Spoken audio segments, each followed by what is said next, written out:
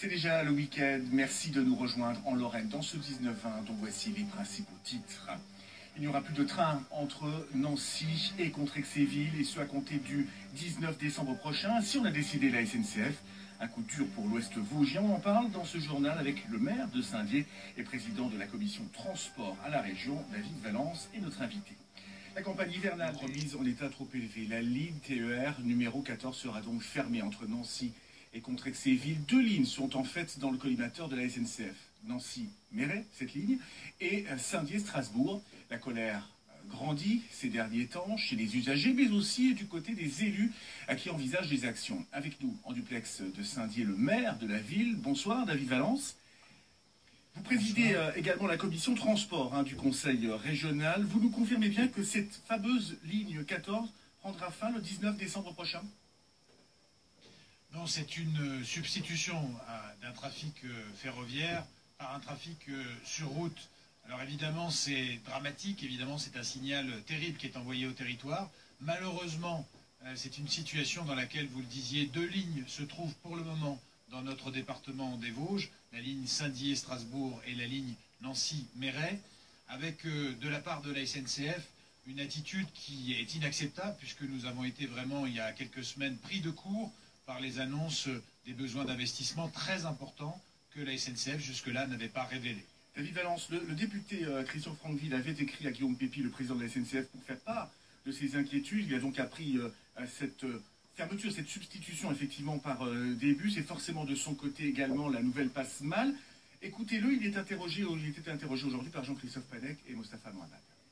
On avait déjà dit on va ralentir le train parce qu'il ne peut plus rouler à une vitesse raisonnable sur cette portion-là. Puis aujourd'hui, la sentence est tombée hier. On dit cette ligne va tout simplement s'arrêter. La SNCF ne peut pas nous lâcher et bien évidemment, j'organiserai avec d'autres, bien sûr, des mobilisations très fortes. Ça se traduira par des actions, comme nous avons fait pour maintenir des arrêts de train à Neufchâteau. Nous n'accepterons pas d'être des citoyens sans service public dans ce domaine des transports. Vous l'avez entendu, c'est un nouveau coup porté à l'aménagement du territoire dans les Vosges, dans cette partie des Vosges. Vous avez l'impression d'être marginalisé? Non, la réalité, c'est que c'est un problème national. Que se passe-t-il? Ça fait des années qu'en France, la SNCF n'investit pas dans son réseau de capillaires voyageurs. Le problème que nous avons aujourd'hui sur la ligne 14, le problème que nous avons aussi sur la ligne Saint-Dié-Strasbourg, en Auvergne, plusieurs lignes l'éprouvent aujourd'hui avec des annonces de fermeture. C'est un drame qui est lié à l'absence de stratégie en France en matière ferroviaire, qui depuis 30 ans fait qu'on n'investit pas assez sur nos lignes. Je vous donne un chiffre. Pour les 19 millions ont été consacrés à la rénovation entre Nancy et Pont-Saint-Vincent, 26 km.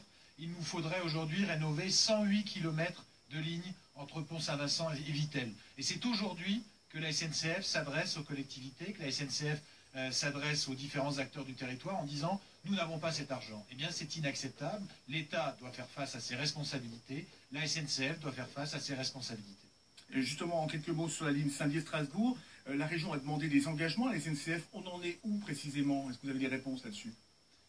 Pour le moment, les discussions sont engagées, comme elles le seront sur la ligne 14, entre Nancy et bien sûr Méret.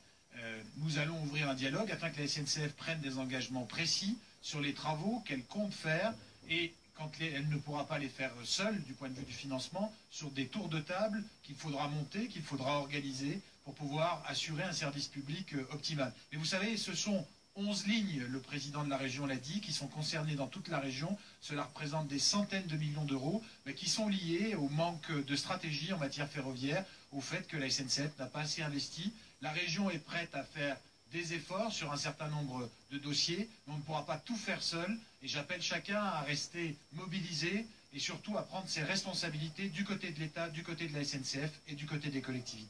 Et il y aura visiblement des mobilisations. Merci David Valence, et merci également à Mostafa Mohamed et Mathieu Hennequin qui ont permis ce direct avec vous. Une journée de dépistage des insuffisances rénales.